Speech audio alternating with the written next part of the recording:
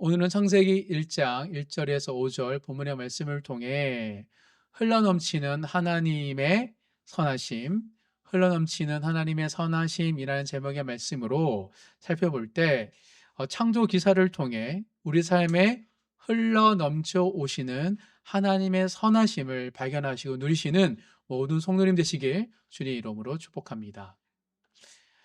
옥스퍼드 대학교에서 수학 교수로 섬겼고 은퇴 이후에 기독교 병증가로 활동했던 존 레녹스라는 분은 이렇게 책을 통해 말을 합니다.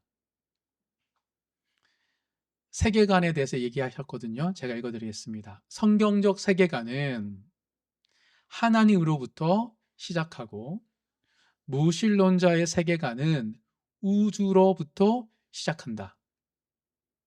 성경적인 세계관은 하나님부터 시작하지만 무신론자의 세계관은 우주에서부터 시작된다고 말을 하면서 창세기 1장은 우리에게 하나님이 존재한다는 사실만 말하는 것이 아니라 하나님에 대해 많은 것을 말해준다라고 말을 하고 있습니다. 창세기 1장은 물질과 우주에서 시작하는 것이 아니라 태초에 하나님이 존재하시고 그 하나님이 천지 창조를 통하여서 하나님이 어떤 분인지를 드러내고 있다라는 이야기입니다. 따라서 성경의 첫 번째 책인 창세기 그리고 1장을 어떻게 우리가 이해하고 해석하느냐에 따라서 하나님에 대한 이해가 달라질 수 있습니다. 그렇다면 우리가 창세기 1장을 어떻게 이해하고 해석을 해야 할까요? 어떻게 읽어야 성경 66권 중 첫 번째 책인 창세기를 통하여 계시하신 하나님의 성품 또 하나님의 목적을 온전히 발견하고 이해할 수 있을까? 오늘 본문에서 발견할 수 있는 창세기 이해의 핵심 키워드 두 가지를 함께 살펴보면서 오늘 설교를 함께 나누도록 하겠습니다. 이 두 가지 핵심 키워드를 가지고 창세기를 살펴볼 때 이 창세기와 성경에 담겨 있는 하나님의 목적을 더 깊이 이해하시고 발견하시는 모든 성도님 되기를 주님 이름으로 축복합니다. 오늘 본문을 연구 묵상하면서 발견한 창세기 해석의 핵심 키워드 첫 번째는 창조 기사는 물질이 아니라 기능에 초점이 있다는 것입니다. 물질이 아니라 기능입니다. 그 의미를 한번 살펴보도록 하겠습니다. 우리는 대다수가 젊은 지구론, 늙은 지구론, 진화가 창조에 소속되어 있나 소속되지 않느냐, 때로는 공룡은 어디 있느냐라는 것처럼 물질, 어떤 방식으로 창조되었느냐, 원소를 가지고 마법사처럼 하나님께서 이렇게 만드셨느냐 등 어떤 물질이 어떤 형태로 형성되었는지에 관심이 많지만 창세기는 물질이 아니라 기능에 초점이 있습니다. 창세기 1장 1절 다 같이 한번 더 읽겠습니다. 태초에 하나님이 천지를 창조하시니라. 성경의 시작은 하나님의 존재로부터 시작됩니다. 태초에 하나님이 계셨어요. 하나님은 스스로 있는 존재입니다. 유일하게 하나님이. 모든 생명은 태어나지만 생일이 있지만 하나님은 원래 계셨습니다. 그리고 성부 하나님뿐만 아니라 하나님의 영이신 성령 하나님도 천지창조에 함께 하셨다라고 2절에서 말하고 있습니다. 2절 읽겠습니다. 땅이 혼돈하고 공허하며 흑암이 깊음 위에 있고 하나님의 영은 수면 위에 운행하시니라. 그리고 구약에서는 언급되지 않았던 이야기를 신약에서 이야기하는데 성자 예수님도 천지 창조를 할 때 함께 창조하셨다고 말하고 있는데 우리 찾아보도록 하겠습니다. 요한복음 1장입니다. 요한복음 1장 1절에서 3절을 먼저 읽도록 하겠습니다. 요한복음 1장 1절에서 3절 다 같이 읽겠습니다. 태초에 말씀이 계시니라. 이 말씀이 하나님과 함께 계셨으니 이 말씀은 곧 하나님이시라. 그가 태초에 하나님과 함께 계셨고 만물이 그로 말미암아 지은 바 되었으니 지은 것이 하나도 그가 없이 된 것이 없느니라. 이 말씀 헬라어 로고스는 오늘날 우리 한국 사회에서는 도입니다. 도. 즉 워드가 아니라 로고스예요. 즉 헬레니즘 문화 속에서 도는 무엇이지? 인간의 근원은 무엇이지? 무엇이 만들어지지 않은 게 로고스인데, 즉 그 말씀이 누구라고 지금 사도 요한은 이야기하고 있습니까? 14절, 1장 14절 다 같이 읽겠습니다. 말씀이 육신이 되어 우리 가운데 거하심에 우리가 그의 영광을 보니 아버지의 독생자의 영광이요 은혜와 진리가 충만하더라. 바로 예수님이라고 말하고 있습니다. 말씀이신, 도이신, 로고스이신 분이 바로 예수님이다. 인류가 보편 진리로, 일반 계시로 뭔가에 대해서 기원이 있는데, 무엇으로부터 시작되었는데 라는 그 도가 예수님이다. 그 예수님이 하나님과 성령님과 함께 천지를 창조하셨다라고 요한은 이야기하고 있습니다. 즉 신약과 구약은 삼위일체 하나님께서 함께 창조를 하셨다라고 말하고 있는 것이죠. 다시 창세기로 넘어가서 이렇게 창조를 삼위일체 하나님께 하셨는데 어떻게 창조 전의 상태에 대해서 이야기도 합니다. 2절, 1장 2절 창세기 다시 한번 읽겠습니다. 시작. 땅이 혼돈하고 공허하며 흑암이 깊음 위에 있고 하나님의 영은 수면 위에 운행하시니라 라고 3절부터 첫째 빛을 창조하셨다 이야기가 시작되고 있습니다. 즉 창조되기 전의 우주의 상태는 혼돈과 공허와 흑암이라고 말합니다. 완전한 무에서의 창조이지만 창세기에서 이야기하는 창조 이야기에서는 무가 혼돈과 공허와 흑암이라고 표현을 하고 있습니다. 도대체 혼돈과 공허와 흑암 중에 창조하셨다는 것이 무슨 뜻일까? 창조기사인 창세기 1장을 통해 우리에게 계시하고자 하신 하나님 뜻을 분명히 깨닫기 위해서는 그 전에 우리가 알아야 할 전제 조건 두 가지가 필요합니다. 첫 번째 전제 조건은 지금 오늘날 우리 모두가 가지고 있는 우주의 기원에 대한 생각입니다. 인지 환경입니다. 두 번째 전제 조건은 지금 말고 창세기가 기록되었던 고대 근동 사회에서 그 사회가 가지고 있던 우주의 기원에 대한 그들의 인지 환경인 것입니다. 이 두 가지를 이해할 때 비로소 창세기를 통하여 지금 우리에게 주시고자 하나님 뜻이 무엇인지를 알 수 있습니다. 왜 그렇죠? 하나님의 말씀은 4,000년 전 고대 근동 사회에 쓰여졌을 때 주신 하나님의 말씀과 지금 우리에게 주신 하나님의 말씀이 동일하기 때문입니다. 그런데 고대 근동 사회에서 인간이 가졌던 우주에 대한 생각과 지금 과학에 발달된 오늘날 우리가 가지고 있는 우주에 대한 기원에 대한 생각이 다른데 그럼에 불구하고 하나님의 말씀은 창세기는 동일한 메시지를 전하기 때문입니다.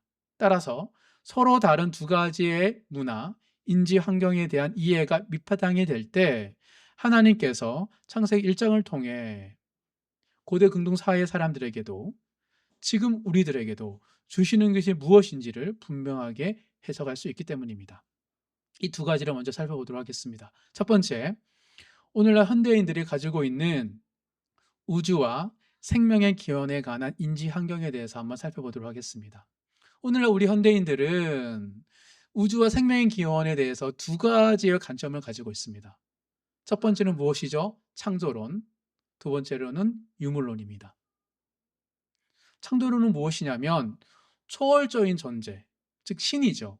하나님이 우주와 인간을 창조했다는 사실입니다. 하나님 믿지 않은 사람들 중에 과학자들 중에서는 지적 창조론을 믿는 사람도 있습니다. 우주인이 인간을 만들었다. 그러니까 지구를 볼 때 우주까지는 가지 않고 지구를 볼 때 이거는 절대 진화가 될 수 없다. 그래서 우리는 신앙이 없으니까 신은 말하지 못하겠고 저기 외계 생명체가 와서 외계인이 만들었을 거다라고 얘기하는 사람도 있습니다. 어쨌든 이 류가 다 창조론입니다. 무언가 인간을 초월하는 존재가 지구를, 우주를, 생명을 창조했다라는 생각이죠. 두 번째는 유물론입니다. 유물론은 초월적인 존재를, 초자연적인 존재를 인정하지 않고 자연적인 존재인 물질이 우주와 인간을 창조했다라는 주장이죠. 참고로 유물론은 물질이 모든 현실의 본질적인 기초라는 철학적인 이론입니다. 즉 물질이 모든 실존의 기본이라는 거예요. 원소가.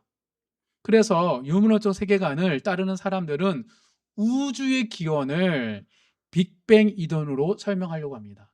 빅뱅 이론은 유물론적인 면에서 과학적입니다. 그래서 마치 우주가 100억 년 전에 대폭발로 시작되어 팽창하고 있다라는 이 빅뱅 이론을 유물론자들은 주장합니다. 즉, 그런데 우주 대폭발을 누가 했느냐에 대해서는 빅뱅 이론은 말하고 있지 않습니다. 그냥 그랬을 거다라고 과학적으로 추측할 뿐이죠. 그리고 유물론자들은 우주의 기원은 빅뱅 이론으로, 생명의 기원은 진화론으로 설명합니다. 진화론은 무엇이죠? 오랜 시간 동안 우연의 연속으로 생명체가 단세포에서 다세포로 점차 진화했다라는 주장입니다. 그러니까 물질이 주어지면 그 물질 가운데 무한한 시간과 우연의 사건의 연속이 끊임없이 발병되면 그 안에서 갑자기 뭐가 생명체가 툭툭툭 튀어나온다는 게 진화론의 주장입니다. 즉 물질이 생명체를 만들었는데 어떤 조건이 필요하냐면 무한한 시간과 우연의 연속이 필요하다고 말합니다. 진화론을 주장하는 유명한 사람으로서 리처드 도킨스가 있습니다. 그는 그가 쓴 책 만들어진 신에 보면 이렇게 주장합니다. 하나님이 모든 것을 창조했다면, 창조론자들의 이야기합니다. 창조했다면 그 하나님을 창조한 자는 누구인지 물어봐야 한다. 바로 여기에서 유물론자들이 하나님조차 물질에 의해 만들어진 신이라고 해석하고 있음을 알 수 있습니다. 왜냐하면 유물론자들은 모든 생명의 존재의 근간은 물질로 보기 때문에 하나님조차 그래 하나님이 있다고 하자, 창조했다 하자, 그럼 하나님의 물질을 누가 만들었어? 라는 생각을 가지고 있는 거죠. 초월적인 존재를 초자연적인 존재를 믿지 않기 때문입니다. 진정한 신을 믿지 못하는 거죠. 그 책에 보면 리차드 도킨스는 또 이렇게 말합니다. 진화론은 단순한 과학이 아니라 세계관이며 믿음, 페이스이다 라고 주장합니다. 저는 이 도킨스의 표현에서 진화론의 진정한 실체가 담겨 있다고 생각합니다. 믿음입니다. 진화론은 과학이 아니라. 제가 어렸을 때 학교에서 과학 시간에 국민학교 때 진화론에 대해서 과학 선생님이 또 중학교 때 배웠기에 진화론을 과학이라고 저는 생각을 했습니다. 근데 지금은 진화론을 절대 과학이라 생각하지 않습니다. 마치 거짓을 이 10명 중에 9명이 다 참이라 하면 그게 참이 되는 것처럼 그냥 모두가 그것이 진화론이 과학이라고 말하고 들었기 때문에 이 거짓을 과학이 아닌데 진화론을 과학으로 믿었던 것이죠. 지금은 절대 저는 진화론이 과학이라 생각하지 않습니다. 진화론자들도 과학이라 이야기하면서 그들의 그 민망함을 감추기 위해 세계관이고 믿음이고 신념이라고 말하기 때문이죠. 진화론은 엄밀히 말하면 과학의 옷을 입고 있는 철학 종교의 신념입니다. 왜 그렇죠? 과학은 무엇입니까? 과학은 무엇이냐면 과학이 되려면 실험을 해야 됩니다. 실험을 통하여 관찰을 하고 그리고 분석을 해야 됩니다. 과학은 반복적으로 자연 질서 속에서 어떤 환경 속에서 반복적으로 일어나는 사건을 질서를 찾고 법칙을 찾은 것이 과학입니다. 발견돼야 돼요. 어쩌다가 우연히 생기는 거를 과학이라 얘기하지 않습니다. 암이 걸렸는데 갑자기 낫는 사람. 그걸 과학이라 얘기하지 않습니다. 평생토록 코카콜라 먹었는데 장수하는 사람. 그걸 과학에 얘기하지 않습니다. 그런데 진화론은 본질적으로 과학이 될 수 없습니다. 진화론의 핵심 뼈대는 무한한 시간 속에서 우연히 생긴 돌연변이의 연속이 진화이기 때문이죠. 그래서 진화론은 결코 무한한 시간 안에 데이터를 해야 돼. 무한한 시간과 그리고 늘 반복적인 게 아니라 우연적인 사건을 가지고 진화론을 설명하기 때문에 본질적으로 진화론은 과학이 될 수 없고 데이터를 얻을 수 없습니다. 즉 진화론은 증명될 수 없는 과학이고 싶은 이론일 뿐입니다. 엄밀히 말하면 과학이지만 벗겨보면 과학이 아니에요. 신념이고 믿음이고 종교입니다. 더 나아가 간단한 직관으로 보더라도 진화론이 얼마나 허무맹랑한 비과학임을 알 수 있습니다. 지금 제 앞에 있는 이 마이크 그리고 제가 있는 이 양복이 땅속에서 발견할 수 있습니까? 자연적으로? 자연히 이 마이크를 만들어내고 양복을 만들어낼 수 있다고 생각하십니까? 지금은 없지만 수십억 년 지난다면 이 지구에서 갑자기 마이크가 생기고 양복이 생길까요? 이 작은 마이크와 이 양복조차도 사람이 설계한 겁니다. 공장에 그냥 만들어 놓은 공장에 물질을 던지면 마이크가 툭 튀어나옵니까? 재봉틀 위에 원단을 올려놓으면 양복이 툭 만들어집니까? 아닙니다. 설계해야 되고 노력을 해야 되는 거죠. 이 작은 인간이 그냥 쉽게 만드는 마이크와 옷조차도 철저한 설계를 통해 만들어지는데 인간이 만들지는 못하는 생명체를 어떻게 자연이 스스로 창조할 수 있다고 믿는 것일까요? 자연은 만들어진 생명체가 살아 움직이고 또 번식할 수 있는 생태계이지 생명체를 만들어내는 창조 행위를 할 수 있는 존재가 아닙니다. 자연이. 수백억 년이 지나도 마찬가지입니다.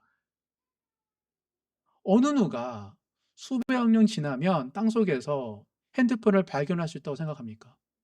강물이 발견되는 거지 수억 년 동안 진화해 가지고 어쩌면 금 있는 곳에 가다 보면 멋있는 금반지가 만들어졌을 거야. 찾는 사람 있습니까? 없습니다. 하물며 생명체가 어떻게 만들어질 수 있을까요? 인류 문명 사회가 우연으로 생긴 게 아닙니다. 철저하게 인간의 창조 행위를 통하여서 건설된 것임에도 불구하고 왜 오늘날 이토록 많은 사람들이 물질주의라는 신앙인 진화론을 진리라고 믿는 것일까? 너무 인지부조화입니다. 맞지 않습니다. 우리는 철저하게 계획하고 설계해서 문명을 만들어 놓고 이 자연에 넣어서는 그냥 자연은 우연의 산물이라고 믿고 있습니다. 인지부조화입니다. 왜냐하면 왜 그걸 믿고 있냐면 모두가 참이라고 말하기 때문에 참이라고 생각하는 것이고 그럼 왜 그걸 참이라고 얘기할까? 질문을 던지면 인간보다 뛰어난 초자연적인 존재를 인정하고 싶지 않기 때문입니다. 하지만 우리는 어떻습니까? 하나님을 신뢰하고 믿기 때문에 창조론을 믿는 거에 대해 전혀 어려움이 없습니다. 하지만 하나님을 신을 믿지 않는 사람에게 너무 거부감이 들고 어려운 거예요. 그래서 허무맹랑한 진화론을 과학이라 말하고 믿는 것입니다. 따라서 오늘날 우리 현대 사회에서 우주 기원에 관한 생명의 기원에 관한 대립은 과학적인 이슈가 아니라 영적인 이슈입니다. 하나님에 대해서 믿느냐 그렇지 않느냐의 문제이기 때문입니다. 이것이 바로 오늘날 우리가 가지고 있는 우주 기원에 관한 인지 환경입니다. 근데 창조론은 소수고 실현론이 대다수이죠. 두 번째, 창세기를 이해하기 위해서 필요한 두 번째 전제 조건은 오늘날뿐만 아니라 창세기가 쓰여진 고대 근동 시대의 우주의 기원에 관한 인지 환경을 이해해야 됩니다. 창세기가 쓰여졌던 시대는 어떤 시대이죠? 이집트 문명과 메소포타미아 문명이 발달했던 시대입니다.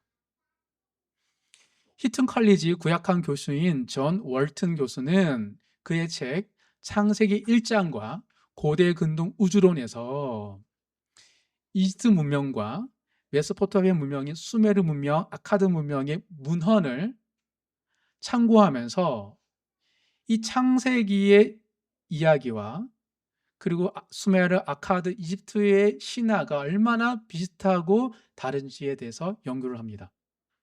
그러면서 그 당시 고대 근동 사회가 가지고 있었던 우주 기원에 대한 인지 환경에 대해서 밝혀내고 있습니다. 두꺼운 책이지만 서두와 마지막만 제가 읽어드리겠습니다. 서두에 이렇게 말을 합니다.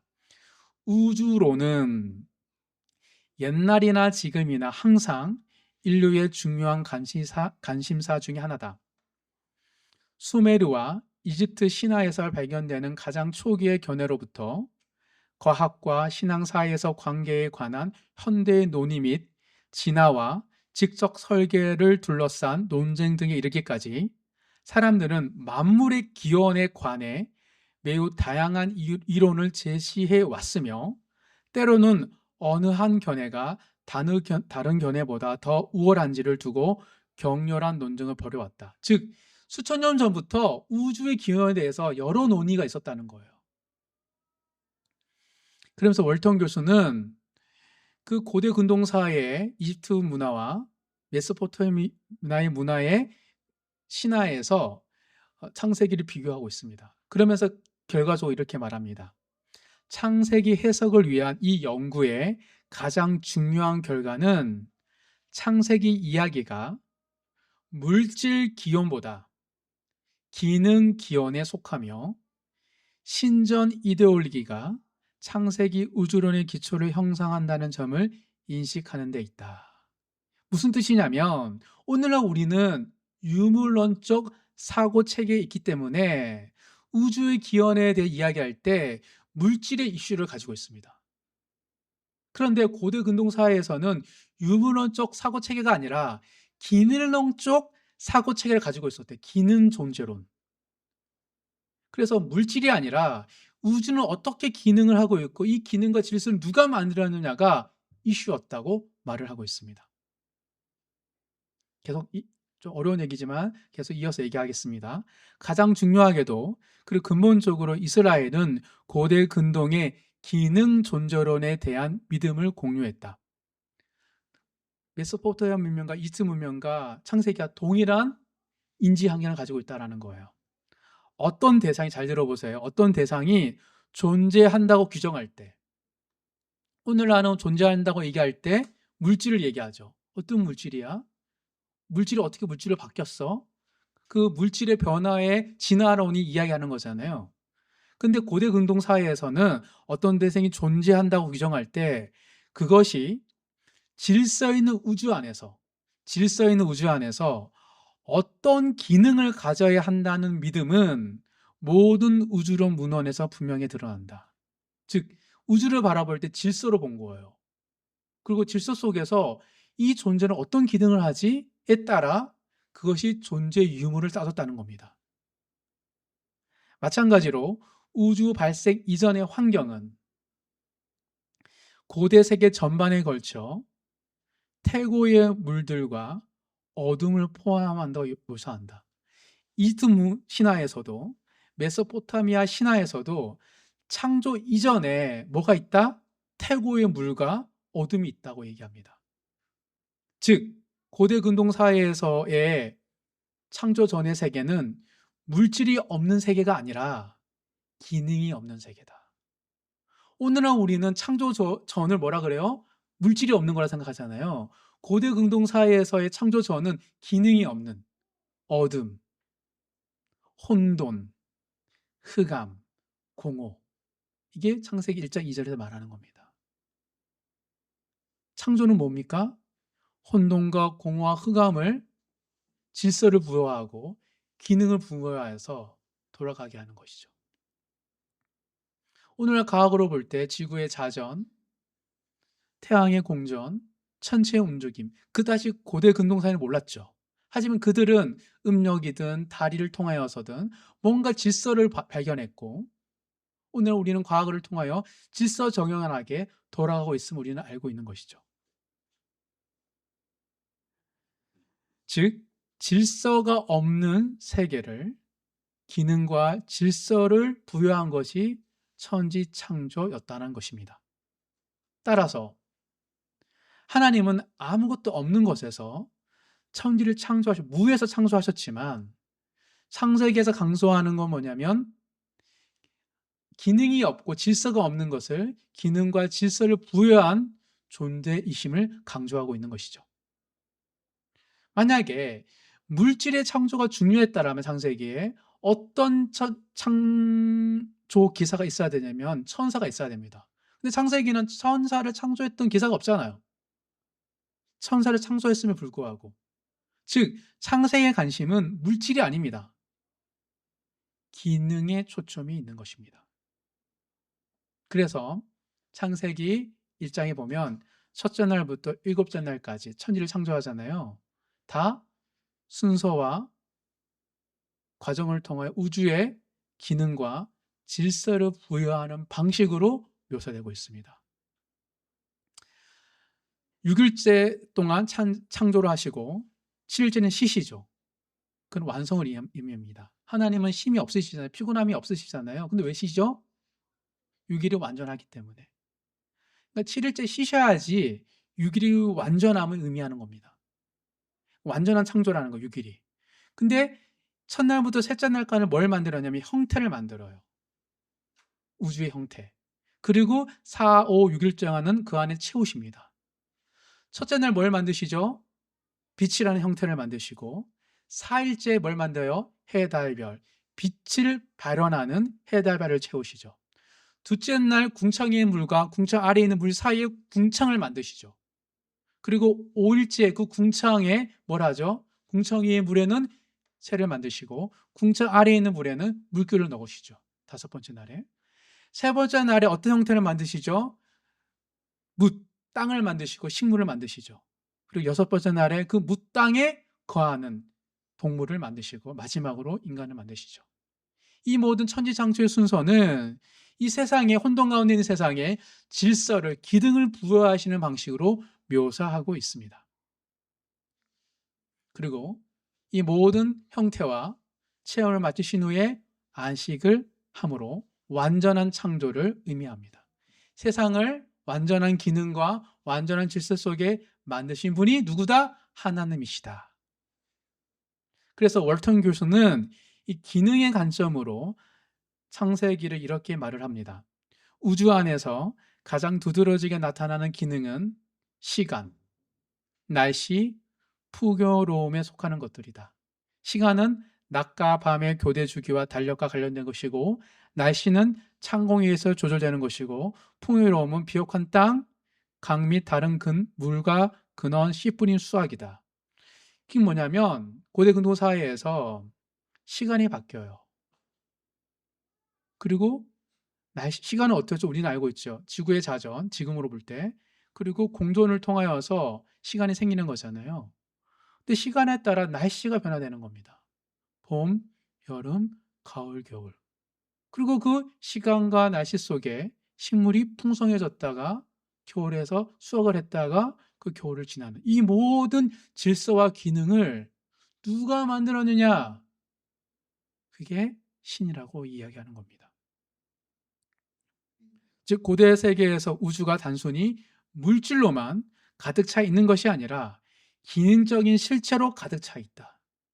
이 점은 고대 세계 전역에서 나타나는 우주 지리학에 관한 공통적인 공식화에서 분명히 나타난 걸 말하고 있습니다. 고도 근동사회에서는 도대체 질서와 기능을 누가 부여했느냐에 대한 이야기가 그들의 인지 환경이었다는 겁니다. 결과적으로 창세기를 그 당시 언어로 또 오늘로 해석하기 위해서는 먼저 물질이 아니라 기능, 질서에 초점이 있어야 된다는 이야기입니다. 그렇다면 창세기 1장을 물질에 대한 이슈가 아니라 기능에 대한 이슈로 바라보는 것이 왜 그토록 중요할까요?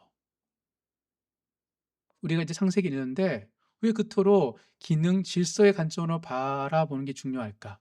여기에 창세기 해석의 중요한 두 번째 핵심 키워드가 있습니다. 첫 번째는 무엇죠? 물질이 아니라 기능이다.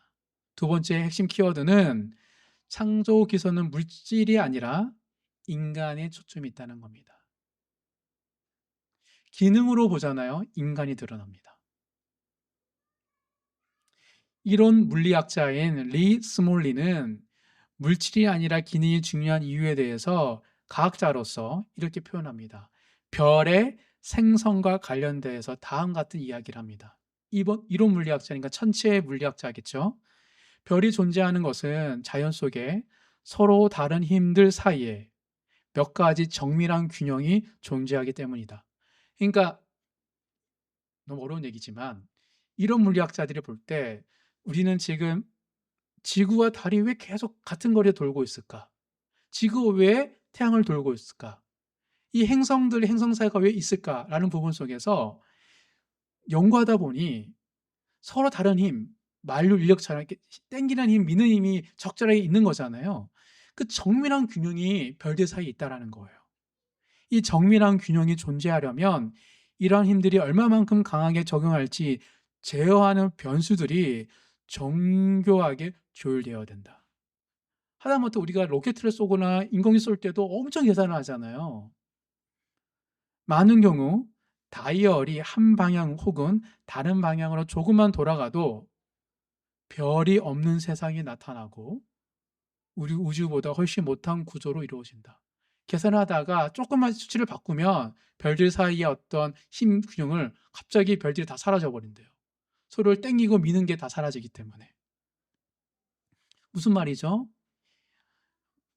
신학자가 잘 설명해 줍니다. 이론 물리학자 이야기를 잘 설명해 주시는데요. 아리스토 맥걸레스 교수님은 정교하게 조율된 우주라는 책에서 이렇게 이론 물리학자 이야기를 표현해 줍니다. 생명을 낳는 우주는 사람들이 생각했던 것보다 훨씬 더 많은 제약을 받는다. 엄청난 제약과 조건이 있대요, 우주에.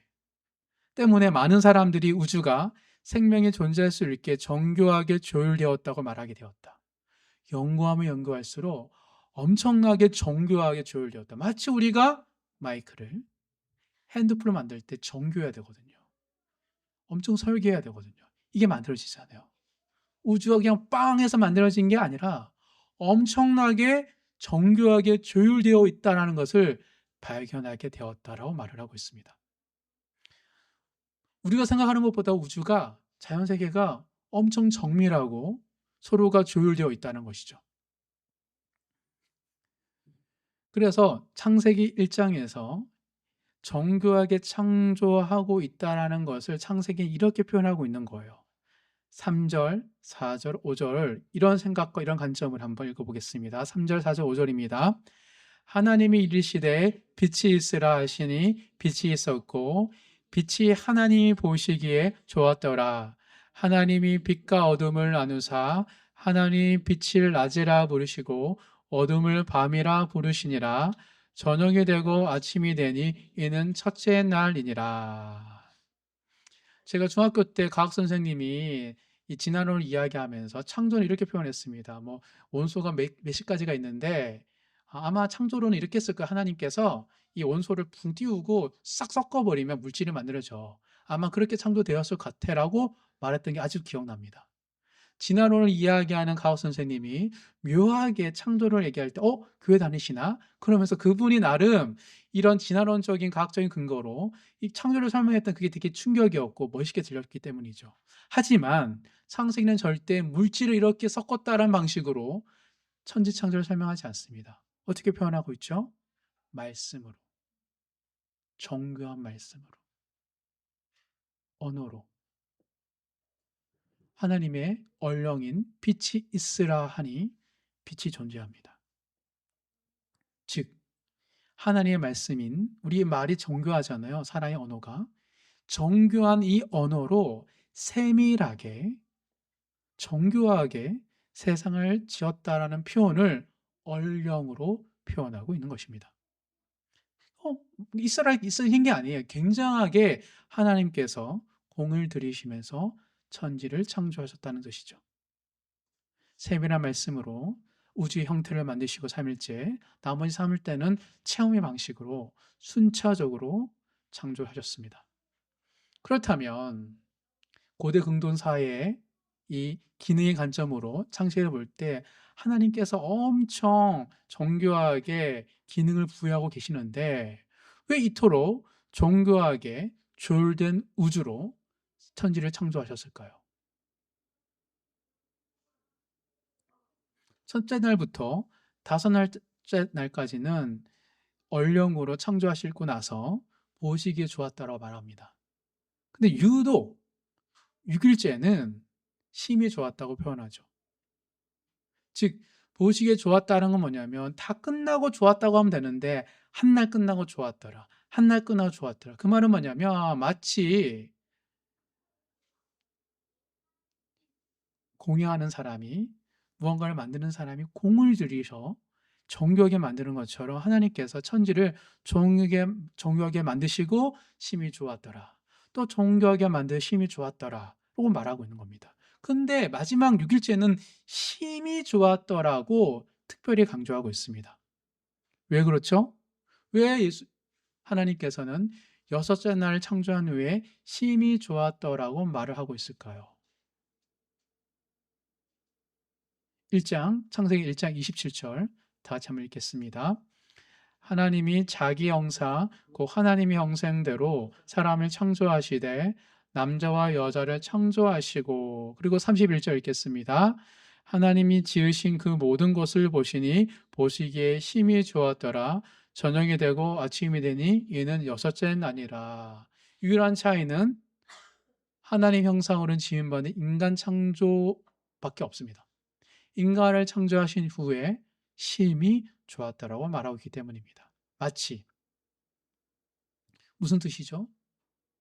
새 집에 들어갈 때 첫날에 들어갈 수 있지만 하나하나 뭘 마련하고 결혼한 사람이든 누군가가 신혼집을 차림할 때 이거 만들고 할 때 이제 드디어 우리가 딱 들어올 때 마치 이 모든 것이 완벽한 것처럼 하나님은 인간을 위하여 세상을 정교하게 만드신 겁니다. 그리고 인간이 그 안에 창조되자 너무 좋았던 거예요. 완성되었기 때문에. 그래서 2장 1절 2절에 이렇게 말씀하시는 겁니다. 읽겠습니다.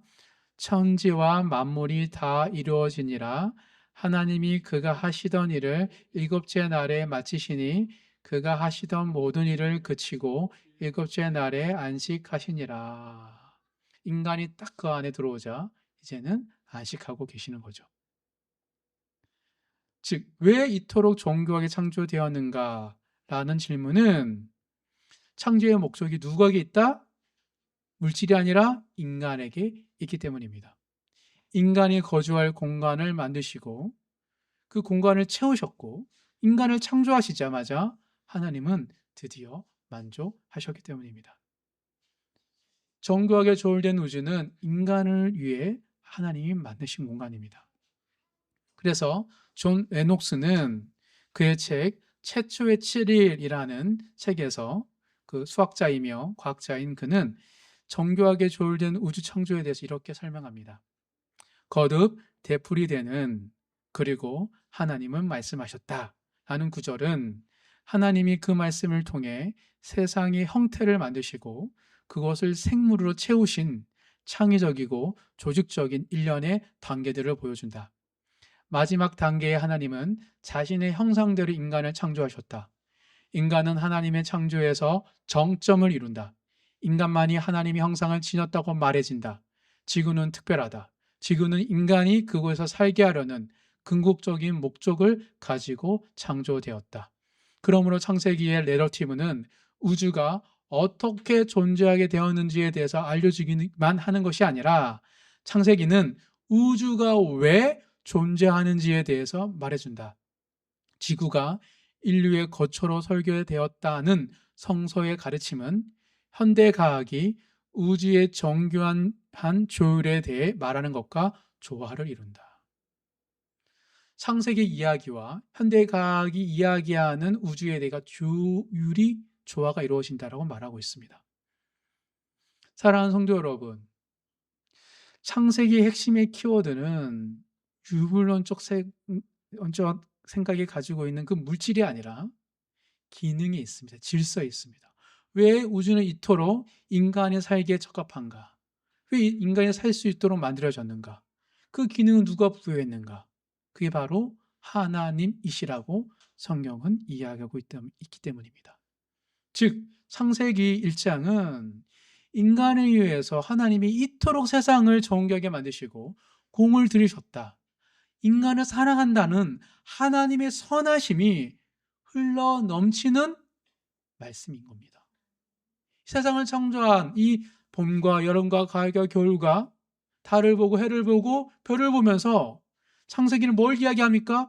하나님이 나를, 인간을 얼마나 사랑하는지를 깨닫게 하는 것입니다. 따라서 창세기 1장을 물질이 아닌 기능의 관점으로, 그리고 인간의 중심의 관점을 살펴본다면 이 자연을 신, 세상을 지으신 하나님의 사랑이 느껴지는 거예요.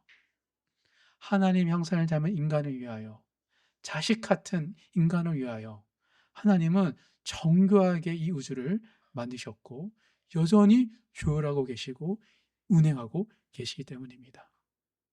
그래서 그 하나님이 이 세상을 운행하고 조율하는 것을 어디서? 신전에서, 성전에서 이루어지고 있다라고 고대 근동 사회 사람들은 믿었던 것입니다. 따라서 창세기 1장은 성경의 나머지 이야기 66권을 하나님의 선하심, 흘러넘쳐나는 하나님의 선하심의 감점으로 보게 합니다. 얼마나 선하신다며, 얼마나 사랑이 많으신다며 세상을 창조하셨고 우리를 위하여 이토록 사랑을 베푸시는가. 그래서 창세기를 잘 보고 창세기의 이 관점으로 쭉 구약을 바라본다면 요한복음 3장 16절에 말한 이야기가 와닿습니다. 하나님이 세상을 이처럼 사랑하사 독생자를 주셨으니 이는 그를 믿는 자마다 멸망하지 않고 영생을 얻게 하려 하심이라. 결국 인간의 죄로 말미암아 깨어진 세상 속에, 뒤틀어진 세상 속에 죽음이 이를 수밖에 없는 인간들을 바라보시면서 창조에 참석하셨던 예수 그리스도가 독생자로 이 땅에 오신 것입니다. 즉 성경 66권은 하나님의 선하심이 흘러넘쳐 옵니다. 인간을 향한 하나님의 선대하심, 사랑하심, 기다리심, 애틋하심이 가득한 이야기가 성경의 이야기다라고 창세기 1장은 창조 기사를 통하여서 보게 하는 것이죠. 성부 하나님께서 인간을 창조하시기 위해 얼마나 정교하게 우주의 기능을 조율하셨는지 성경에 기록되어 있고, 성자 예수님께서 죄를 지어 사망에 이르게 된 인간을 구원하기 위해서 이 땅에 오셔서 무엇을 하셨는지, 앞으로 무엇을 하실지에 대해서 성경은 이야기하며, 더불어 성령 하나님께서 예수님을 믿게 하시기 위하여 교회와 세상 가운데 지금 우리 마음속에 무엇을 하고 계시는지 성경은 이해하고 있습니다.